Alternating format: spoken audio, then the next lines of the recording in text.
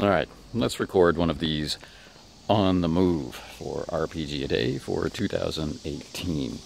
This is day 7, where we expand on yesterday's topic about how do we make the world seem real and move into how can a game master make the stakes seem important.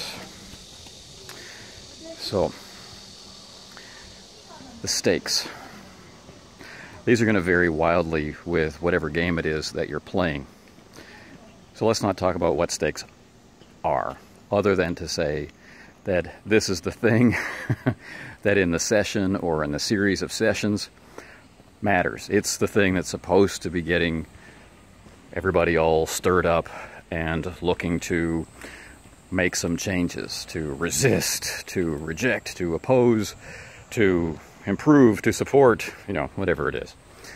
So the stakes, the risks, the challenges, the thing that we're gambling or sacrificing for. Okay. Whoa, traffic. The stakes of this video have been raised by the traffic. So how can the game master make the experience of play have more bite? Well, I'm really looking forward to what other people have to say about this, but for me, I've kind of distilled it down into a philosophy, and sometimes my application of this philosophy is more successful than others. Sometimes, well, we'll get into that in a minute. My philosophy is this: listen, then act. All right? Listen, then act. Listen to what people are saying to you. Listen to what they are saying to each other. Listen to how they describe their character and their character's actions. Listen to how they describe the character's reactions. Listen to how they describe their own reactions to the events of play. Listen. It's a lot of listening. Listen a lot. But what you're listening for is for the things that really matter. And I'm not saying this so that you can then go out and attack those things. I'm saying this so that you can instead understand those things, so that you'll know what they are, because I have discovered in conversation with lots of game masters over the years this sort of reaction that the view from the game master's chair is quite different from the view of the game world from the player's chair. And everybody has a different amount of information. Everybody has a different level of understanding of that information. And so things can get missed unless we specifically go out and pay careful attention to the things that matter. And then we need to assess those things that matter. Right? Is this a thing that we should be choosing to attack, challenge, assail, put at risk?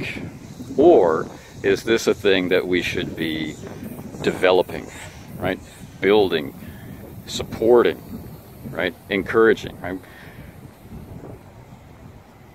Should the populace, should the people surrounding these characters be reinforcing specific traits, while at the same time the enemies, the opposition, those with differing goals, should be trying to tear them down? Listen to... Now I've got Spinal Tap in my head, and I'm about to say flower people, but we're not going to talk about the flower people. Listen to what's actually important. Right? It may evolve quickly in play, even if the group decides that some particular thing, a mission, a quest, an ideology, will be important to them. It may turn out that in play, that's not going to happen. It may turn out that the entire group takes a radical shift once they really experience the game world in play and they go, whoa, that's what we were talking about? No, I can't support that, right?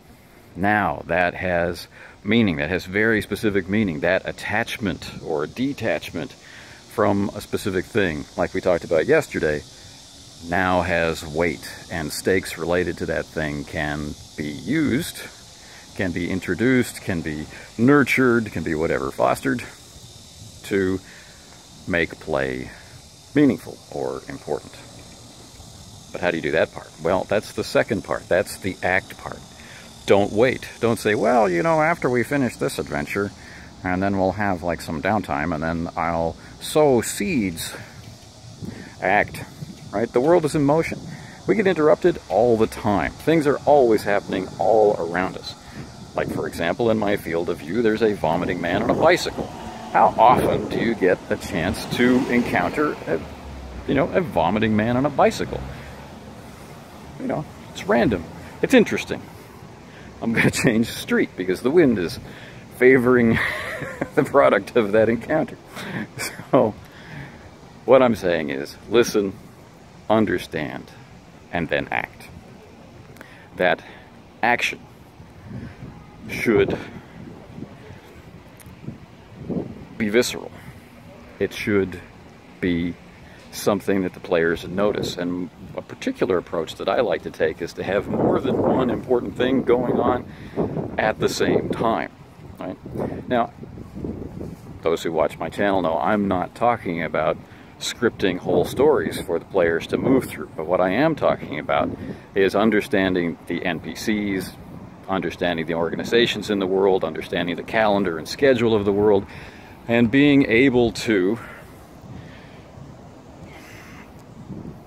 get a sense of how this is all in motion at the same time, right? Things don't happen in a book 1, book 2, book 3, or chapter 1, chapter 2, chapter 3 sort of way in the real world, and so in my play, I don't have them happen that way either. We could be in the midst of something really important, and I'm, as a player, expecting to be interrupted by other things which are important, specifically important to me, which might not be of importance to the nation or the Starfleet or whatever it is that we're connected to, but they're of vital importance to me. And now I have to make a choice, right? That's an important stake. I have to make a choice between continuing on with my mission or serving myself.